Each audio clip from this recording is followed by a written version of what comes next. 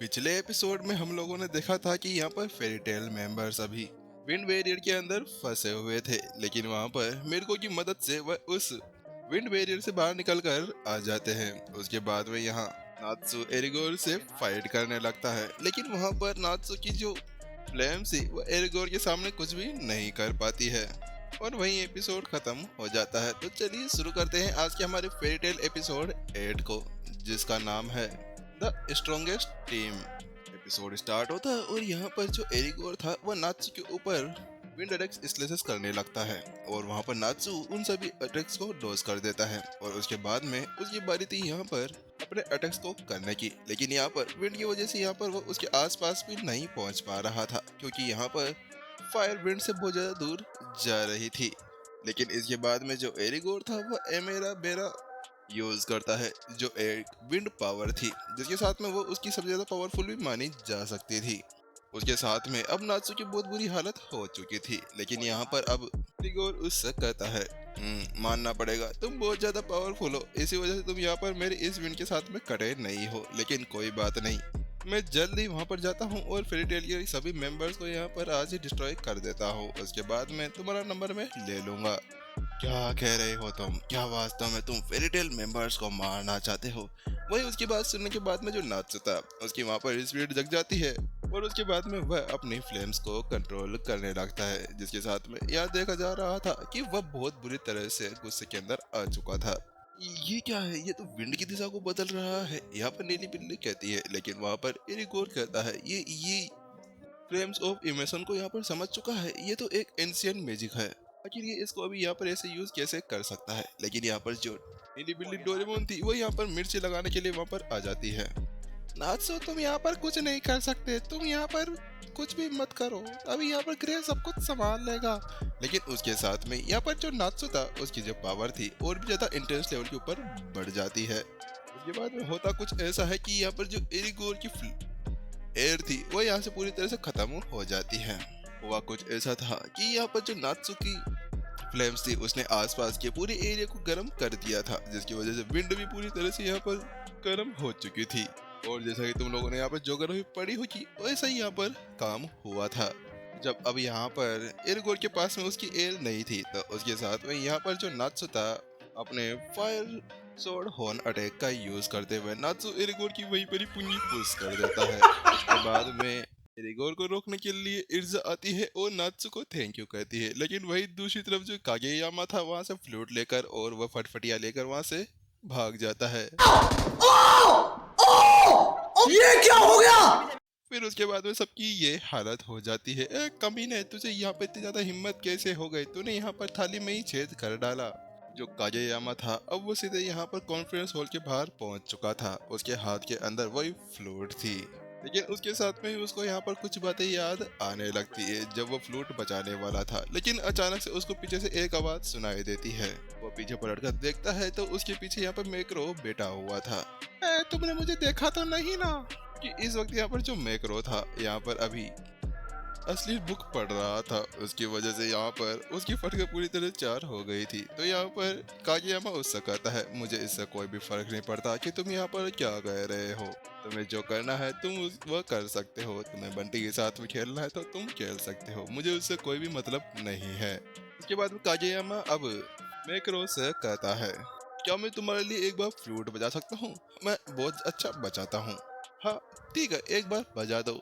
वो वहाँ पर फ्लूट बजाने ही वाला था, लेकिन वहाँ पर अब उसके साथ में जो अच्छी और बुरी बातें हुई थी इर्जा और नात्सु के साथ में वो उसको याद आने लगती है। लेकिन वहीं दूसरी तरफ इर्जा और उसकी टीम वहाँ पर पहुँच चुकी होती है। के साथ में ये वहाँ पर अब जल्दी से कागे को रोकने की कोशिश करने वाले थे कि वहाँ पर बीच में वहाँ पर मास्टर बॉब आ जाते हैं और वो इन्हें इंटरप्ट करते हुए कहते हैं कि तुम्हें यहीं पर ही रुक जाना चाहिए। और कुछ ही देर बाद वहाँ पर मास्टर गोल्ड माइन भी आ जाते हैं और वे वहाँ पर उससे कहते हैं कि तुम लोगों को यहाँ पर थोड़ी देर चुप रहना चाहिए, मुझे यहाँ पर इसको बजा देना चाहिए, फिर सब कुछ ठीक हो जाएगा। यहाँ पर कागे अभी भी फ्लूट को बजाने में बहुत ज्यादा हिचकिचा रहा था, लेकिन वहाँ पर मैक्रो उससे कहता है नहीं तुम इसको नहीं बचा पाओगे, क्योंकि इसके लिए जिगरा चाहिए होता है, जिगरा, वो भी बुरा जिगरा, इसके बिना तुम यहाँ पर कुछ भी नहीं कर पाओगे, क्योंकि तुम्हें भी पता है कि यहाँ पर हमेशा पावरफुल और कमजोर दोनों के बीच में जंग होती रही है, लेकिन यहाँ पर ऐसा तो नहीं हो सकता ना कि कोई भी किसी को मार दे। इसके अलावा यहाँ पर फेरी टेल को इसलिए तो बनाया गया था कि वो यहाँ पर सभी के अंदर संतुलन को बनाकर रखे, ताकि यहाँ पर कोई भी इस तरह की कोई भी चीजें ना हो।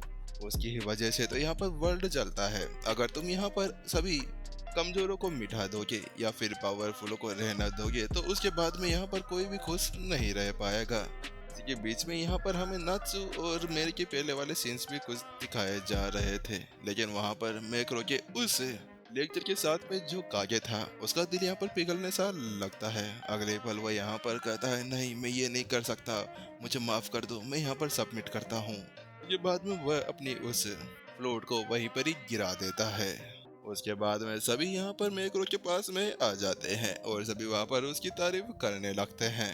लेकिन तभी पता नहीं फ्लूट में कौन सी जान आ जाती है और अलग पर यहाँ पर उसके अंदर से कुछ डार्क एनर्जी निकलना बाहर शुरू हो जाती है और अगले पल यहाँ पर वो एक बड़ा सा मॉन्स्टर बनकर रेडी हो जाता है। अब मैं किसका सोल खाऊं, किसका सोल टेस्टी होगा। यहाँ पर वह ऐसा डायलॉग मारता है क्या वास्तव में यहाँ पर सोल टेस्टी होता है। लेकिन उसके बाद में यहाँ पर नात्सु, ग्रे और इर्जा वहाँ पर शुरू हो जाते हैं अपने पावर्स का यूज करना। रिक्वी, आइस मैन नाग, फायर ड्रैगन, आयरन फिस्ट, और इसके साथ में तीनों अपनी पावरफुल टेक्निक्स का यूज करने लगते हैं। तीनों की पावर्स बहुत ज्यादा खतरनाक लेवल तक पहुंच चुकी थी।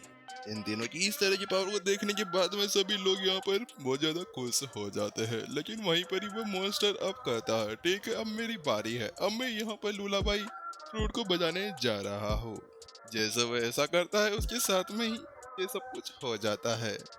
मैं गाना क्यों नहीं गा पा रहा भाई।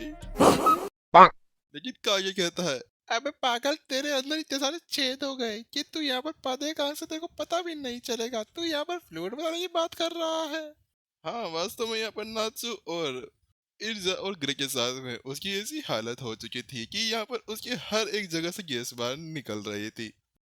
Oh my God! Wow!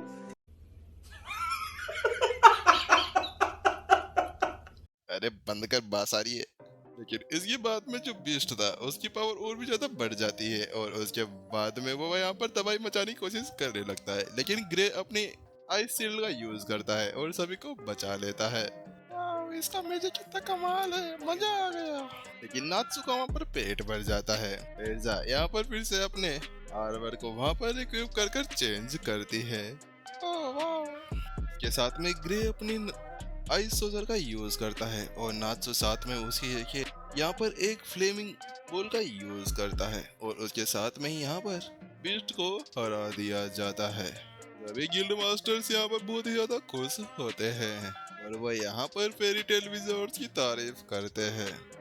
लेकिन होता कुछ ऐसा है कि उनकी उस पावर के बाद में वहाँ पर एक बड़ा सा गड्ढा हो जाता है, जिसके बाद में काउंसिल हॉल भी पूरी तरह से नष्ट हो चुका था। इसके अलावा शायद एक पार्ट नहीं, 2 या 3 पार्ट यहाँ पर पूरी तरह से गायब हो चुके थे और वहाँ पर एक बड़ा सा गड्ढा क्रिएट हो जाता है, जिसके बाद में यहाँ सभी यहाँ पर फेरी टेल मेंबर्स ये पीछे हाथ धोकर पड़ जाते हैं और उन्हें कुत्तों की तरह दौड़ाने लगते हैं।